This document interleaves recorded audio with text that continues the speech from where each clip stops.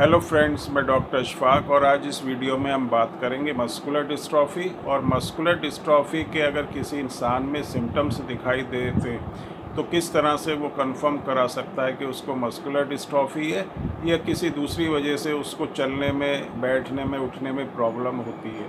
क्योंकि अगर किसी को चलने में, बैठने में, उठने में प्रॉब्लम हो रही है तो 100% इसका मतलब ये नहीं होता कि उसको मस्कुलर डिस्ट्रॉफी है। उसको कुछ दूसरी प्रॉब्लम भी हो सकती है, उसको कुछ स्पाइनल में कोई प्रॉब्लम हो सकती है, स्पाइनल इंजरी हो सकती है या किसी दूसरी वजह से भी उसको वीकनेस हो सकती है जिससे उसको चलने में, उठने बैठने में प्रॉब्लम होती है।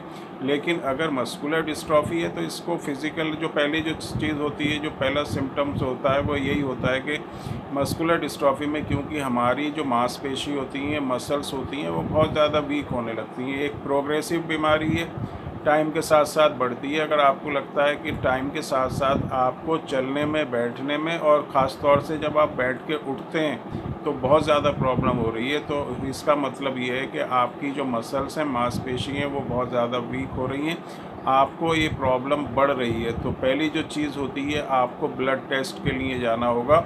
और जो ब्लड टेस्ट किया जाता है उसको कहते हैं हम CPK।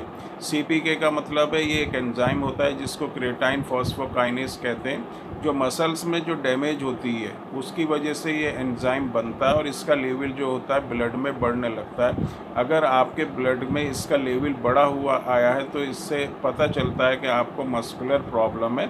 और ज़्यादातर केस में जब ये CPK होता है, बहुत ज़्यादा बढ़ जाता है, तो ऐसे लोगों को मस्कुलर डिस्ट्रॉफी होती है। छोटे बच्चों को भी जो है ये CPK बढ़ जाता है। बड़े जो लोग होते हैं 50 साल, उसके ऊपर भी जो सिम्टम्स हैं मस्कुलर डिस्ट्रॉफी के देखे गए हैं। अलग अलग तरह की मस्कुलर डिस्ट्रॉफी होती है, लेकिन सभी मस्कुलर डिस्ट्रॉफी में जो होता है CPK लेवल बढ़ जाता है। अब इसमें अगर आपका CPK लेवल बढ़ा हुआ है तो दूसरी चीज़ जो है, आपको अपना बायोप्सी, मसल की जो बायोप्सी होती है वो वाली जांच करानी पड़ती है, जिससे कंफर्म हो जाता है कि उस इंसान को मस्कुलर डिस्ट्रॉफी है या नहीं। उसमें कुछ डिलीशन होता है, जो जीन्स होते हैं, एक्सन होते हैं, उसमें डिलीशन या म्यूटेशन पाया जाता है और इससे कंफर्म होता है कि मस्कुलर डिस्ट्रॉफी है।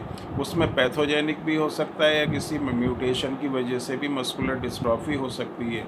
90% केस में क्या होता है कि ये जो मस्कुलर डिस्ट्रॉफी होती है किसी न किसी फैमिली में किसी मेंबर को रही होती है, लेकिन 10% केस में ऐसा होता है कि किसी को भी मस्कुलर डिस्ट्रॉफी नहीं होती और तब भी ये मस्कुलर डिस्ट्रॉफी हो जाती है। तो इसका कोई ऐसा नहीं है कि 100% जो है ये किसी फैमिली हिस्ट्री में आपके होगा जब भी मस्कुलर डिस्ट्रॉफी होगी।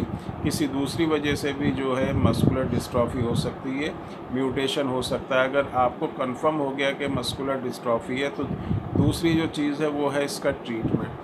होम्योपैथिक मेडिसिन में बहुत अच्छी ऐसी मेडिसिन हैं जो मस्कुलर डिस्ट्रॉफी को ट्रीट कर सकती हैं, उसमें कंडीशन में इम्प्रूव कर सकती हैं। तो अगर आपके इस तरह की आपकी रिपोर्ट है, अगर आपको मस्कुलर डिस्ट्रॉफी जो है रिपोर्ट में आया है, तो आप एक बार अपने जो भी डिटेल्स हैं वो व्हाट्सएप नंबर पर, जो कि डिस्क्रिप्शन बॉक्स में दिया गया है, उस पर आप भेजें और अपनी कंडीशन को ठीक करने के लिए और उसमें इम्प्रूवमेंट करने के लिए आप एक बार हमसे कांटेक्ट ज़रूर करें और इसकी जितनी भी बाकी इन्फॉर्मेशन है वो आप हमसे ले सकते हैं।